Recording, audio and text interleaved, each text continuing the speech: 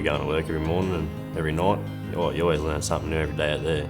It's in my blood. As a fourth generation coal miner, there's a lot of history and a lot of proud history.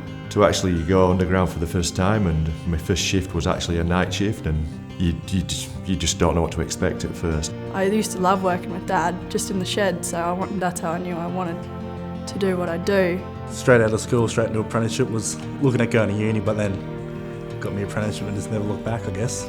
People come from everywhere. All walks of life can end up in mining, and there's a lot of life experience you hear sitting around the crib hut. Whether it be open cut or underground, that's the lifeblood of Moranbah. We've made a life here in Moranbah for the last 20 years, countless good memories. 42 years and I lived in Moranbah, and I came home every night to my kids at the table.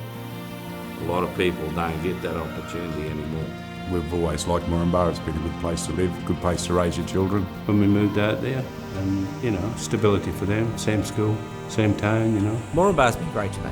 It's been great to our family. Even though our community's changed, people still always say hello, people look out for each other. The feeling of coming home every day and seeing your family, I can't put a price on that. The lifestyle's incredible, being able to live up here and have 5 days off in a row. Whenever there was something on, we used to always get together and do it together, particularly when we started getting that workers club up and running. The blokes you work with underground, you go and have a beer with, you play cards with. A lot of mateship in the mines. It didn't matter which mine you're at, you'd always find people you could mate up with. We spend as much time with them people underground as we do with our family at home. The people you work with, they're friends for life. We're in a confined space, we're together 12 hours a day within a small group. I suppose we've got to learn to trust each other too, given the environment that we're in. We rely on people to watch our backs underground.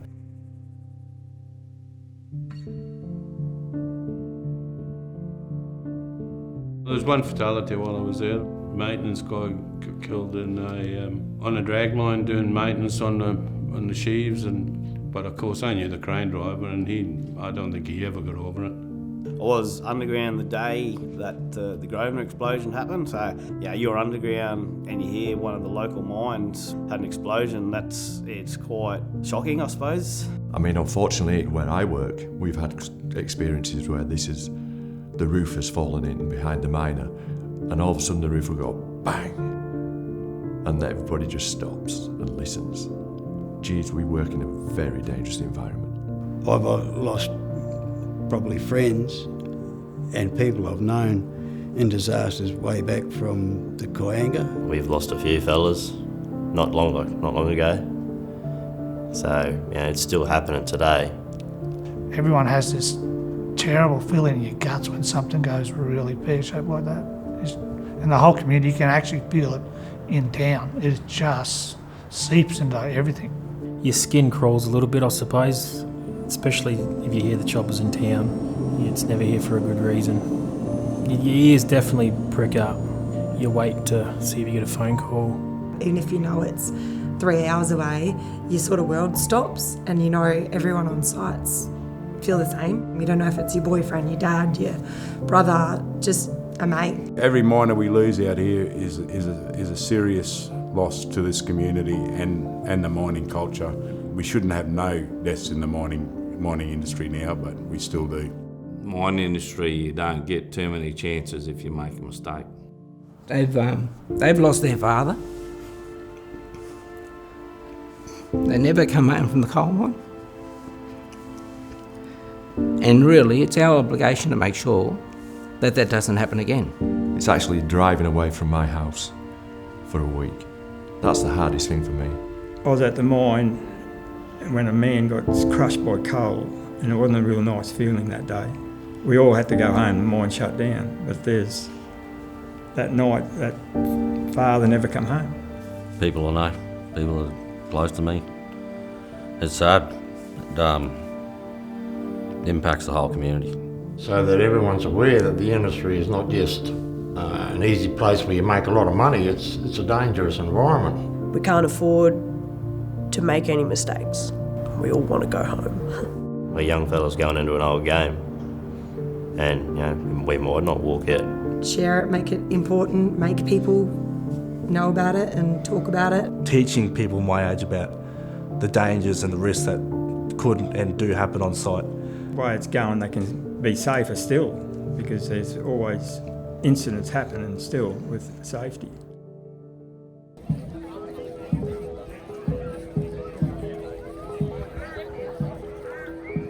When you've got a group of workers that stick together, yourself and 15 to 20 plus other workmates standing there asking the same questions, it's going to get noticed. I spent a little bit of time on a picket line with a lot of mates. Very important to the community. The unions actually support the community here pretty well. It's a very big part of our community, just having a union. That's why we've got to keep fighting to protect all this younger generation and the next generation of miners that come through. If you have a lodge and you have the union on site, the workforce is happier, they get treated better. People there keeping you safe, people who do your job. We go to work to look after each other, and if we all get home safely, then that's success to us. And the unions have also brought that sense of mateship, so you want to stay, like you want to stay with your mates. There's no amount of money and no amount of coal in the world that can ever replace those people to their families. So, we need to actually make sure that we keep taking the fight up and that we don't let them die in vain.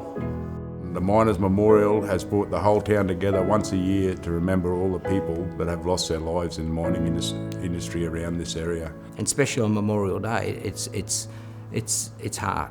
And I always take my hat off to it when the families return.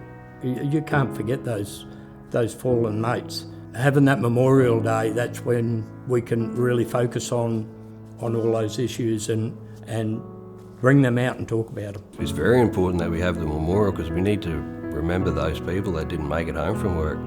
So we've just got to show that little bit of courage and respect to them, and especially their families that obviously haven't had their loved one come home. It is wholesome, that sense of community, that everybody's coming together to support each other, and it's a really nice setup and it's a really nice ceremony. It gives a place for people to go to remember and pay their respects. Just remembering the people that were there that didn't get to go home that night. People that you see there laying the reefs, that's the bit that gets the old heartstrings, because my son works in the mine, so that could be me laying the reef, and I think that's what brings home to you. Memorials like that keeps it fresh in people's minds. Hey, this is a dangerous industry and you've got to keep your eye on the ball. It's a reflection of the past, and it makes people think. You go up there and you look at all those deaths and that, it's a shock to the system. We've got to remember the generations before us. We've got to remember what they did and how the conditions have changed because of what they did.